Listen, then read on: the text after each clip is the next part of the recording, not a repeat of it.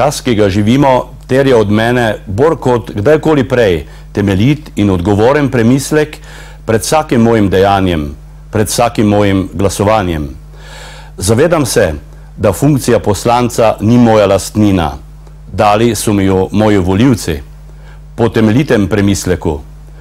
Politično letino 2012 ocenjujem kot dobro. Po napornih pogajanjih s socialnimi partnerji smo za okrog 800 milijonov evrov zmanjšali proračunske odhodke in tako naredili pomemben korak proti končnemu cilju. Ta je uravnotežen proračun in stabilne javne blagajne.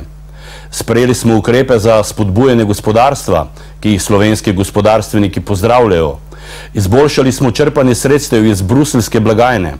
Sprejeti zakon o Slovenskem državnem holdingu vzpostavlja pogoje za celovito, transparentno in učinkovito upravljanje z državnim premoženjem s ciljem preglednega umika države iz gospodarstva.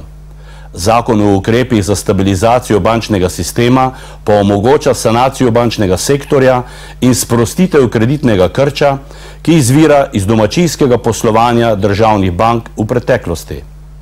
V državnem zboru je bila soglasno sprejeta pokojninska reforma. Prvič v zgodovini samostojne Slovenije pa je bil sprejet dvoletni proračun Republike Slovenije tudi z glasovi opozicije. Makroekonomski kazalci so se začeli obračati na bolje. V Novi Sloveniji smo se po preudarnem premisleku odločili, da ne bomo poglabljali nastale politične krize, ampak bomo zavzeto in odgovorno nadaljevali delo v vladi na ključnih projektih. V ospredje postavljamo interes državljanov Slovenije. Ne delamo političnih kalkulacij, kaj se stranki bolj splača. Čas, ki ni naš zaveznik, zahteva trdo delo in premišljene odločitve.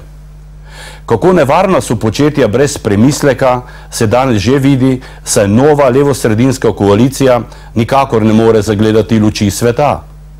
Slovenija še vsaj nekaj mesecev potrebuje vlado s polnimi pooblastili, sicer ne bo možno izvesti nekaterih usodno pomembnih nalog, med katerimi je tudi ratifikacija pristopne pogodbe Republike Hrvaške k Evropski uniji.